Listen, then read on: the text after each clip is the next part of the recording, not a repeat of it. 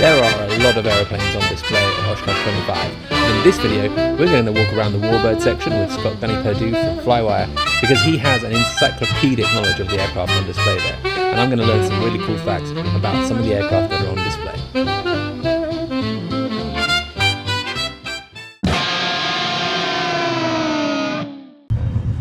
I'm on the pit walk with Scott Perdue and Captain Wills here. What are these? These are L? These are T-34s.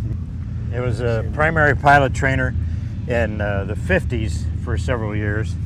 And people like Bill Anders, the Apollo 8 astronaut, he did his primary training in a T-34. It's a lot of fun to fly. It's really a bonanza that they strengthened and made it a tandem seat airplane. Is the wheel at the wrong end of the aeroplane? Are you allowed to say fuck off? These guys can't go in the grass. Is that because they'll get stuck? Yes. They're too heavy for the little tires. So what is this? This is a Skyraider. Skyraider? Skyraider. A1 something. This is what a lot of people call a six-pack. So what's a Skyraider all about? It's a Navy plane, right? Well, the Air Force used it too in Vietnam. They dropped a lot of bombs with it. The A-10 actually is a replacement for the Skyraider. The A-10 replaced, okay, wow. Yeah. They're very different in format. Well, one's got two jet engines and one has a big radial in it, but no, other than that, they have the same mission. And that's deploying ordnance. Dropping bombs.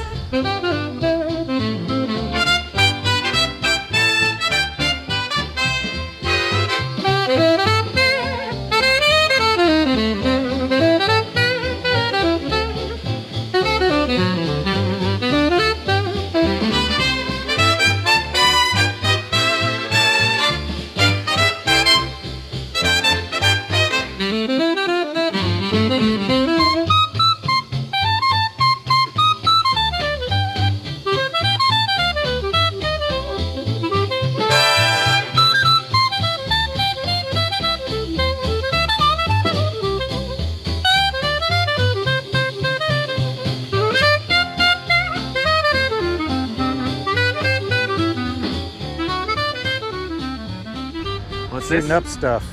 This is a T-28. T-28. And the Air Force used these a little bit for the same role in Vietnam. They used the T-28D, and the Navy used Bs and Cs primarily for training. This was their advanced trainer. But they also dropped ordnance with these? I don't know the Navy did much with that. The Air Force did. And we gave it to a lot of our client states, like South Vietnam actually flew probably a couple hundred of these things. There are a lot of these L-39s. Yes, it's very popular. It's like 400-ish grand. Relatively cheap to run. Relatively is in... It's a jet. Yeah, it's not cheap. A lot of fuel. I don't think there's anything better than a jet for turning fuel into fun, though. Well, that might be right. I don't know. I mean, I think, jets, great. Nothing like a Merlin. Nothing like a Merlin to drink fuel and turn fuel into fun. Well, we can't really answer that one yet, can we? Hang on, wait. Is it? I can. I've flown a Merlin. You've flown a Merlin, yeah, but in a Mustang. Yeah, that's true. But is that a Merlin or is that a Packard? That's the same thing. Same thing? Is it the Actually, same the Packard Merlin is an improvement over the Rolls-Royce version. No, that's true. I love the look on his face when he said that. It's so obviously true. So that's a MiG-29. And this is privately owned here. It is. Where would we have seen the MiG-29 in action? Ukraine. They're still flying them. Yeah. He's a billionaire. I imagine this is the kind of thing that you have to be a billionaire to engage in collecting and painting your own military jets. Yeah, the guy who was with Microsoft, he was into airplanes, and this is his MiG-29. He's the one that imported it and got it flying in the States. And I guess they don't really sell MiG-29s just to anybody, right? Well, not just anybody could afford them. Yeah. I imagine he must have done all the paperwork on his own. Yeah? Yeah. In his spare time. He had a guy. Oh, cool.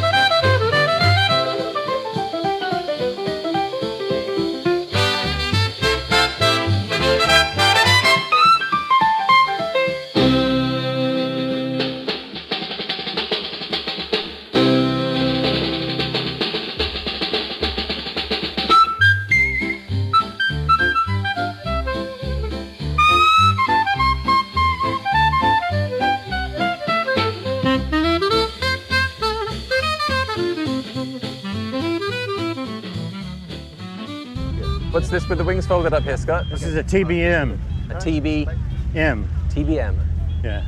Bomber, torpedo bomber. They call it the turkey. The turkey. Why do they call it the turkey? Well, look at it. It does look a bit like a turkey. That's a term of endearment, though. Usually, yeah. Americans tend to nickname airplanes, and they sound bad, but that's not necessarily a put down. It's like the F4. We used to call it the Rhino or Double Ugly. So they've got the P-51 that Jimmy Stewart used to own that was restored last year up there, the blue one, and the pink one looks like yeah, it's got a number on it. It's a racer. So they're talking about how it raced at Reno.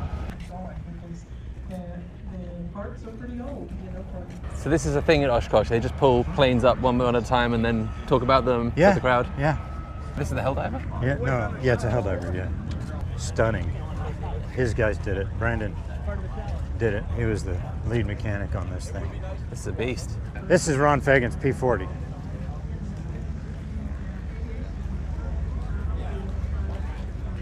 So this is the P-38, right? Yes, P-38, yeah, J-top Robbins airplane, Jandina 3.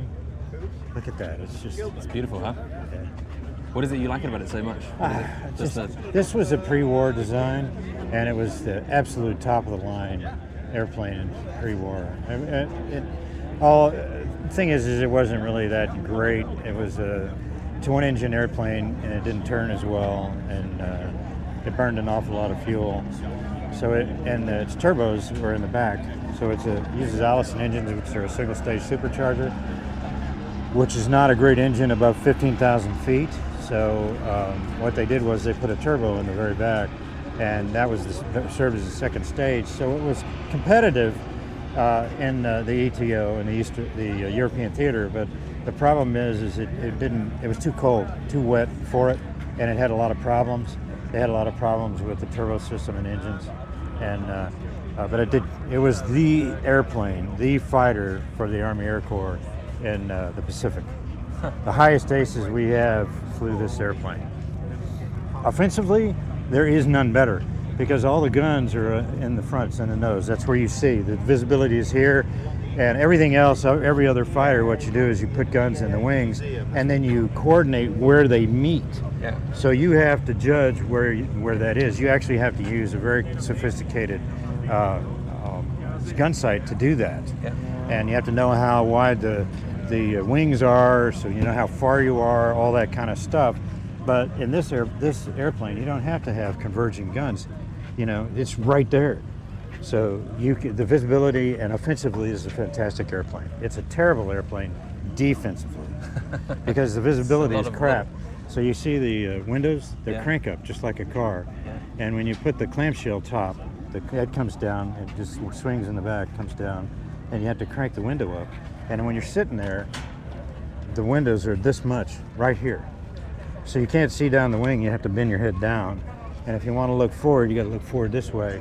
And you can't see much down here either because the engines are in the way. So, and you can't see behind you because of the armor plate and the narrow cockpit. The only way you can is you lean your head forward, turn it around, and kind of see back that way. It's terrible. And it uses electric props, which you can't fly in military power, with full power. So you have to fly in cruise condition, otherwise you're burning way too much gas. You're not going to be able to stay very long. And the electric props are very complicated to get from cruise to military power. Wow. Fuel system is complicated as well. So it's got some issues. But it's a lovely looking plane. But it's just, it's lovely looking.